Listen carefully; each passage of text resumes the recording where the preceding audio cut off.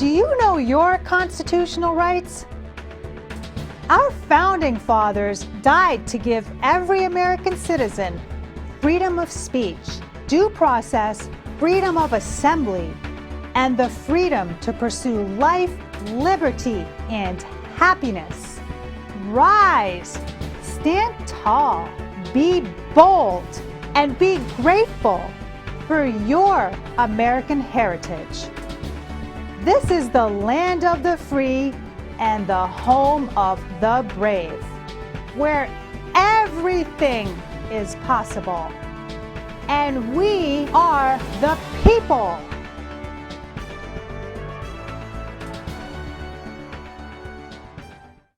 Welcome to We the People. Today, let's talk all things sewer and swamp, DC. In the studio with me is Fernando Uribe, a Cuban American political commentator, educator, philanthropist. He is a lifelong New Jersey resident who has worked in different agencies for the state for 10 years. He has 2 undergraduate degrees and 3 graduate degrees. He is also the host of the 4-time award-winning Talk on the Hudson podcast series and the 3-time award-winning Politically Direct podcast with his partnership with Insider New Jersey. As a result of his philanthropic efforts, he has been named Superstar Pacesetter in Hudson County 10 times. I brought him on the show today to talk about the current affairs in our country under the Biden administration. Watch this episode to see what you need to be concerned about politically. Welcome, Dr. Fernando. Hi, Geeta. Thank you so much for having me on the show. It's a privilege. Excellent. Well, I'm so glad to have you on today. And, we have a lot to cover. There's definitely a lot of things going on with the Biden administration that's very concerning. So with that, do you want to just jump right into the content? Absolutely. Okay, good to have you on. Now, let's talk about socialism in America. So this is something that the big bureaucracy has created, being the left. So this is something that we've seen lately, especially with the stimulus, but print money, go on a shopping spree, and then weaponize the IRS to pick up the tab. Weaponize the rich to pick up the tab, and the rich being defined as anyone who works.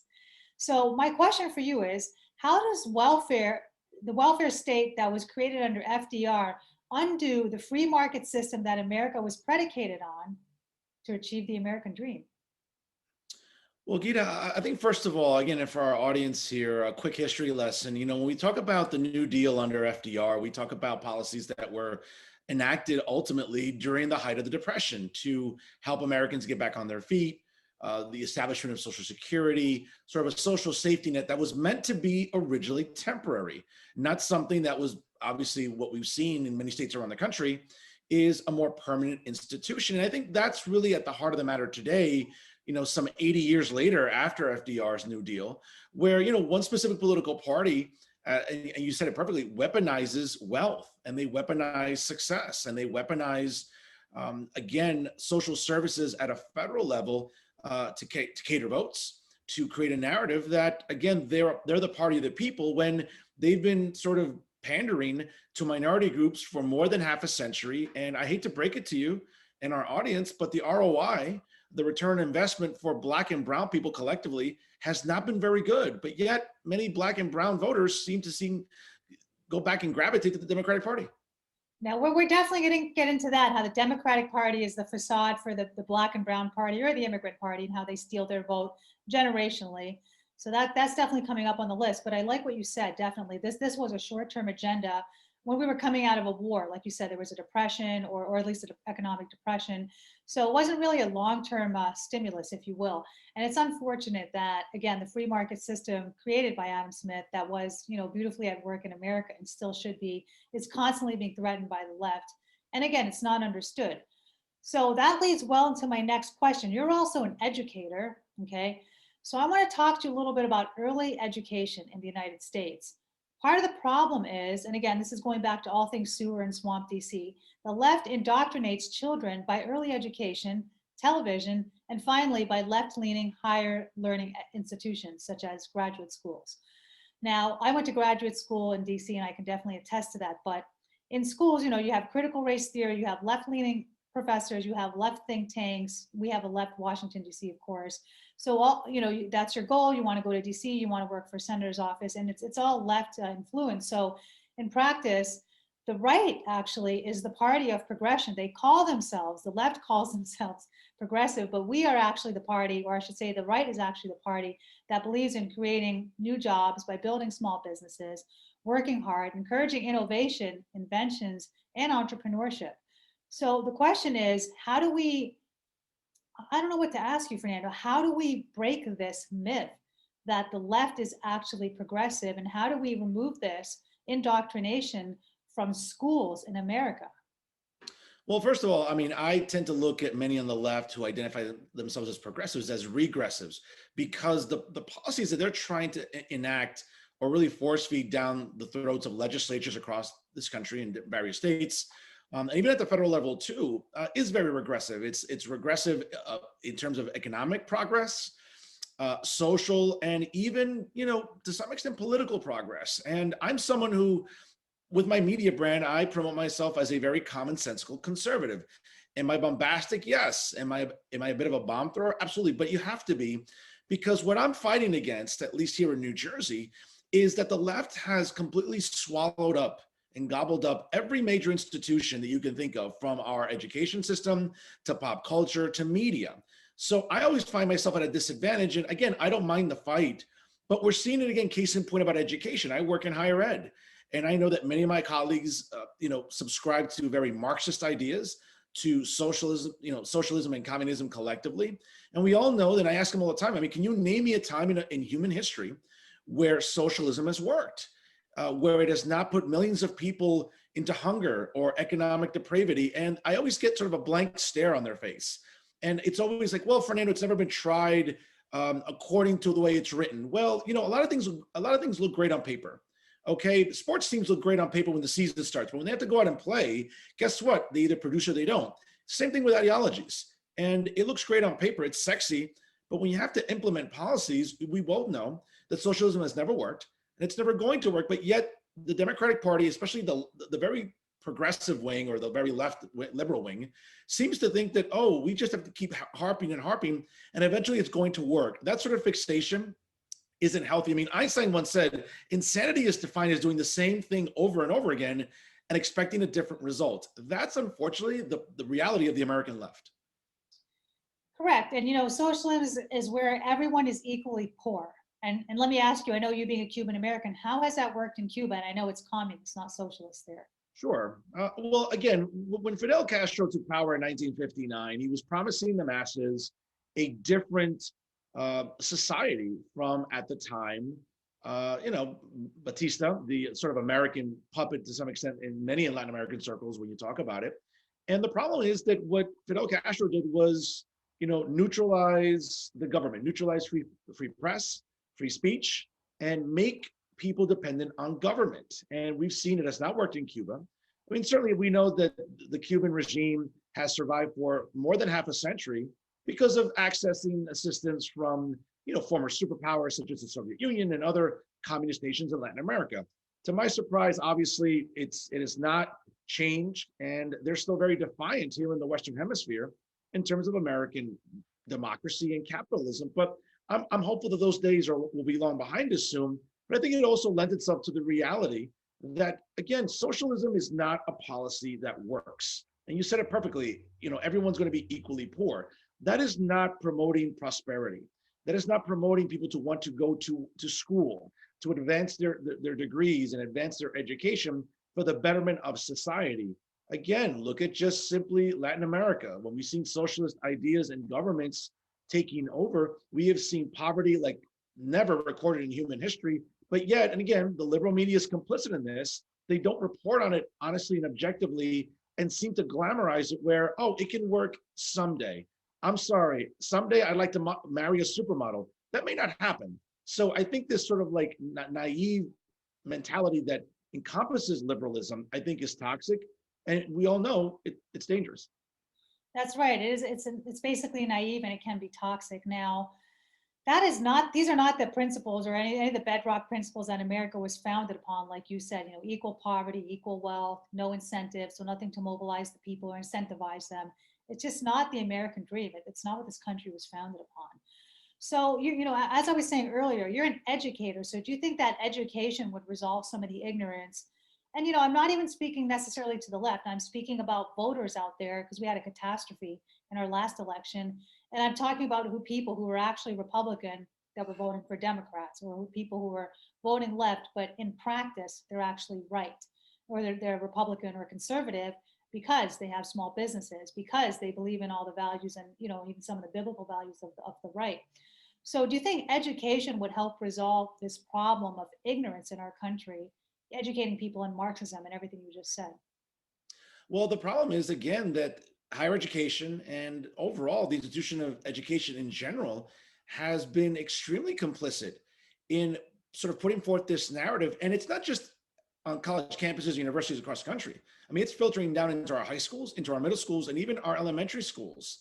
And what option or choice do parents have, or what recourse do they have to battle against these forces that are having their children, again, this is pre-pandemic, for 8 hours a day and teaching curriculums that can be harmful, curriculums that can be toxic, curriculums that try to weaponize issues like race and gender.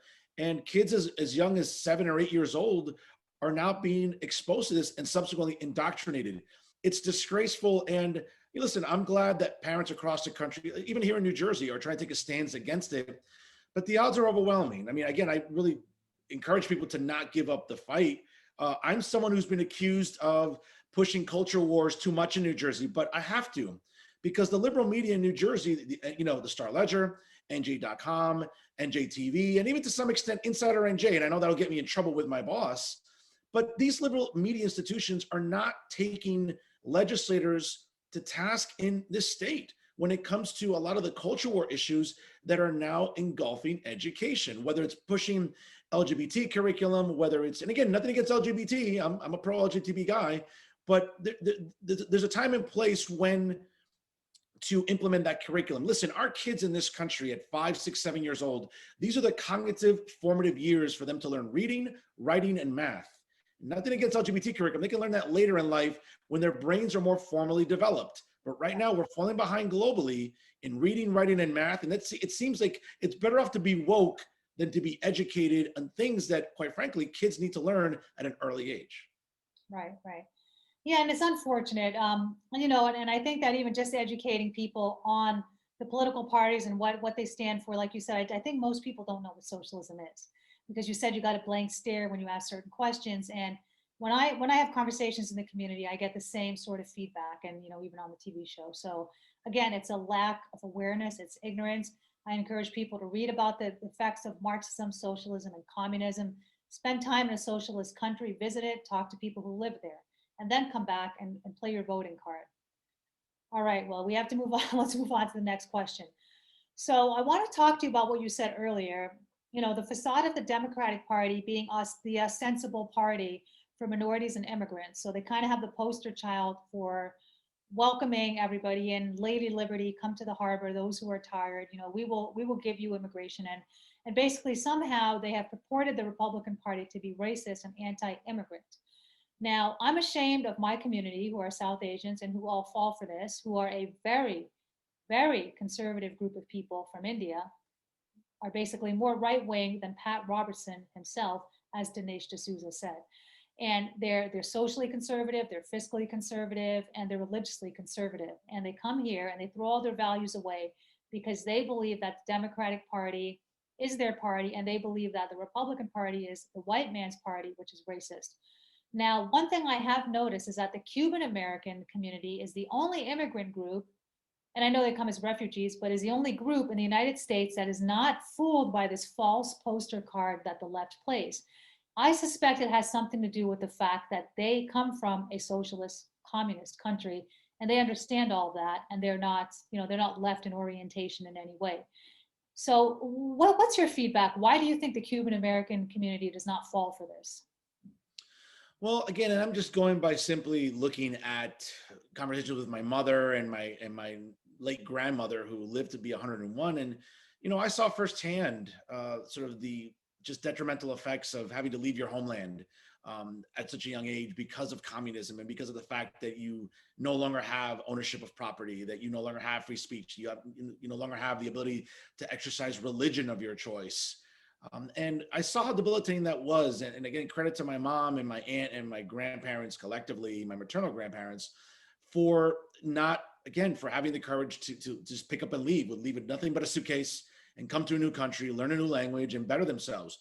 And to my father, who's Colombian, I mean, again, Colombia's always been a democratic country, but it's, suffered from what many countries in Latin America have suffered from, and that's poor governing and poor economies. And, what we're seeing now, not just with Cuban Americans, but we're seeing even with Venezuelan Americans, that we've seen what Francisco Maduro has done to Venezuela and even other communist countries in Central and South America too, that leadership, it's forced a lot of Hispanics and Latinos collectively to reassess exactly how they look at government. And whether it's religion and being someone, raised as Catholics or Christians and being more conservatives, you're seeing sort of a silent majority of Hispanics that don't want to acquiesce to a lot of the leftist ideologies that the Democratic Party is espousing.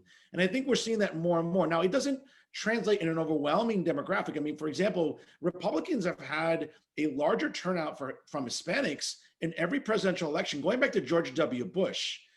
It's not an overwhelming, but if you remember back in 2004, George Bush had barely, 11% of the Hispanic vote during that election.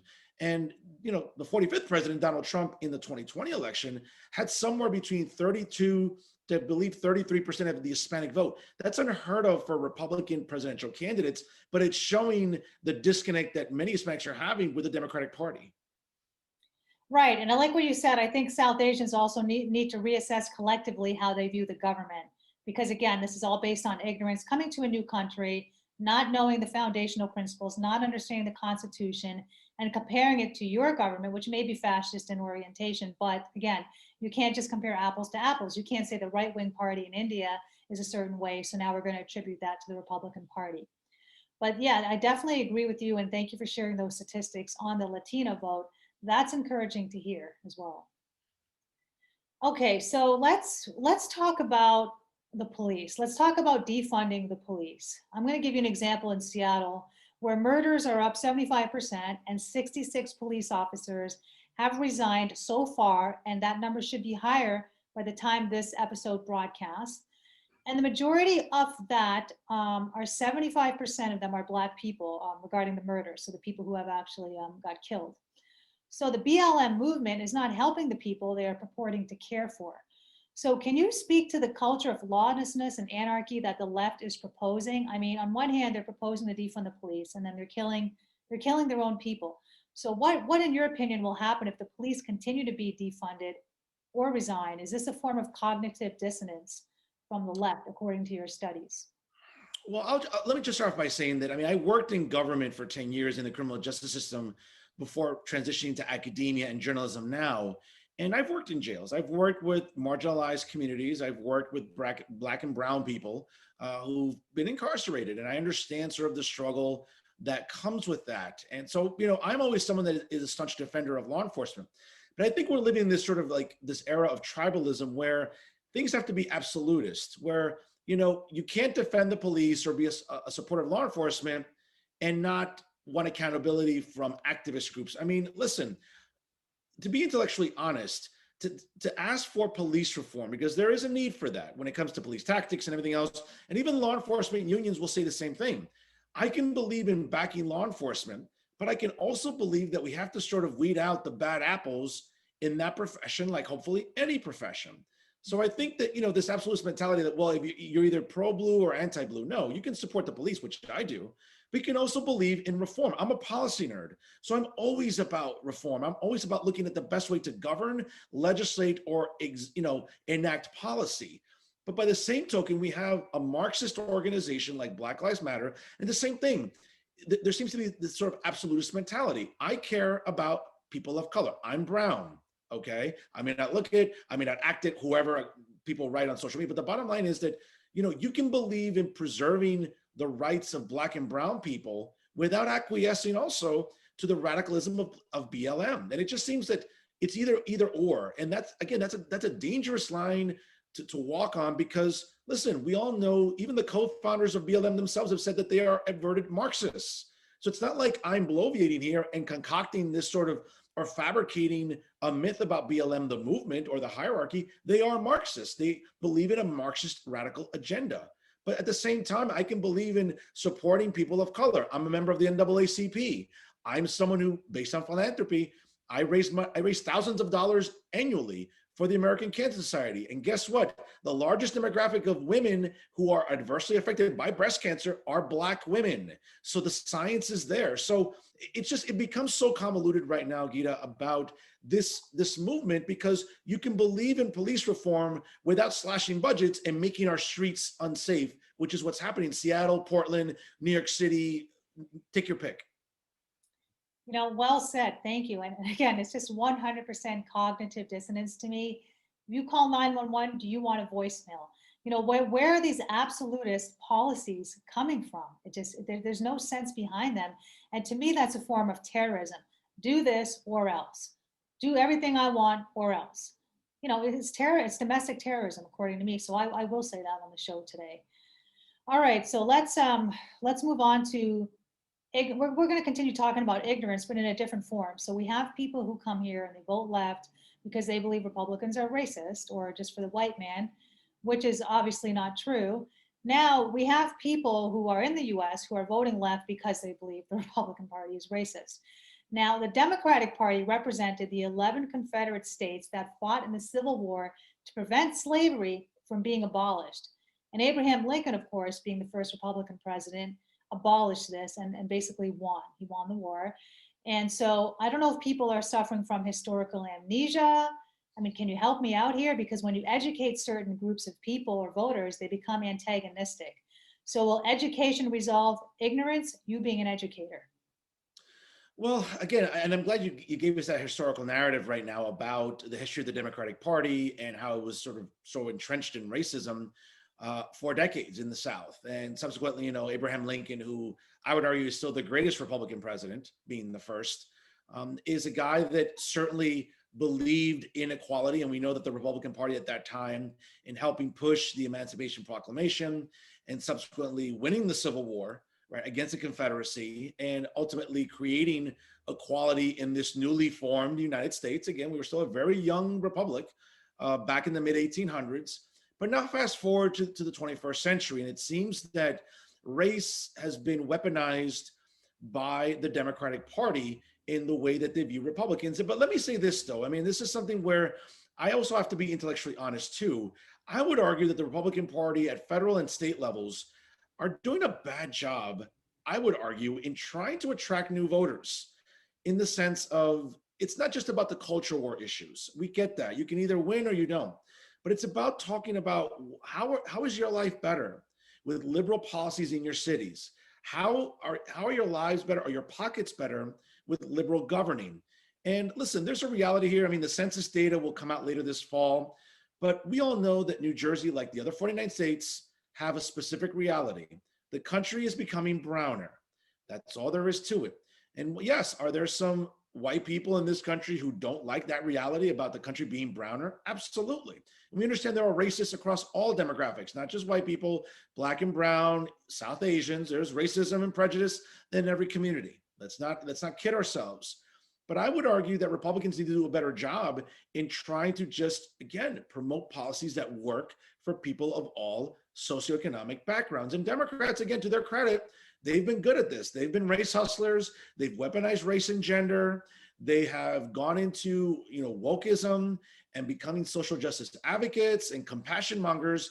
And that has been to the detriment of the country, and more specifically, communities like yours and mine, Geeta, that again continue to grow in numbers in this country, whether it's South Asians, whether it's Latinos, take your pick. I would argue that probably in the next quarter century, South Asians and Latinos will probably be the largest demographic in the country. They'll pass Black people and they'll pass white people. Wow, that's definitely a sobering thought. Well, they better vote correctly then.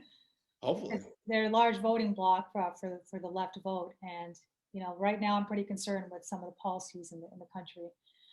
All right, well, on that note, let's talk about the border crisis. Now, generationally, we're both from immigrant families who came to America for the American dream legally. There's also a group of people who come here illegally. Now, how does coming here illegally undercut American wages and challenge American sovereignty? Again, this is not racism. So, how are people voting for and accepting these types of immigrants? For example, Biden's border crisis costing $60 million a week and importing new COVID cases along with new crime. And again, taking over American jobs, lowering the minimum wage rate by working for $3 an hour. So, in your view, what's the problem here? Well, and again, I'm tired of using this word because, and again, I apologize to our audience because it seems like overkill and repetition, but immigration every election cycle gets weaponized and it becomes highly politicized by both parties with different narratives. But what I would argue is I think Democrats, and again, the very liberal ones, have this sort of myopic view of what border security is, or the idea of, preserving our sovereignty. Listen, it's written into our document, it's written into the Constitution that it is the federal government's responsibility to preserve our sovereignty vis-a-vis preserve borders. I mean, listen, every industrialized country in the world, whether it's Latin America or in Europe, believe in borders. There's an idea about sovereignty that needs to be revisited. And it doesn't make me a nationalist. It doesn't make me racist or bigoted. As the son of immigrants, I understand that immigration is something that happens globally. But the problem, though, is, Geeta, that now here in the United States, we are now approaching sort of a mechanism that is overflowing like a pot with too much water in it. And it's costing the American taxpayer an enormous amount of money. And at the same time, too, we're not going about it in a smart and pragmatic way. Listen, the 45th president had a specific outlook in how to deal with immigration and immigration violators. And now the 46th president has completely sort of reversed that course and feels that open borders, feels that, well, we need to show that we are a welcoming country. We have been a welcoming country since July the 4th of 1776. But that somehow gets lost on people, especially on the left. Now, listen, this is a convoluted problem. It's multi-layered. I can't begin to tell you it within the parameters of this show only how to fix immigration. But the last thing we need to do is not believe in border security and just say, hey, listen, let's have an open door policy. I'm sorry, that's dangerous. It's costly, and it could be deadly if we keep going the path that we're going on. In closing, is there anything you want to say to the viewers that you can leave them with? Well, first of all, again, whenever you have a chance to Google me and check out my media programs, I appreciate you highlighting them at the beginning of this program. But again, ladies and gentlemen, let's not give up hope in being conservatives and believing in proper governing and believing in fiscal policies that work. But I would just tell it to parents and young adults watching this program, because I know you have a very expansive and captive audience, is don't give up the fight. Don't feel like you have to cave to wokeism and all the social justice activism and all the compassion mongers and the alphabet army, because at the end of the day, when we start losing ourselves principle wise and ideologically, we start losing ourselves and we start becoming sheep. And as we all know, sheep eventually get led to the slaughter, and let's get away from that. Right, that's right. Keep your identity. Absolutely. Keep your ideology, and don't give hope on the conservative movement. Absolutely. Okay, well, it was a real pleasure to have you on. And, I want to wish you the best with Real Talk and all of your successful podcasts. And we'll certainly stay in touch. Thank you.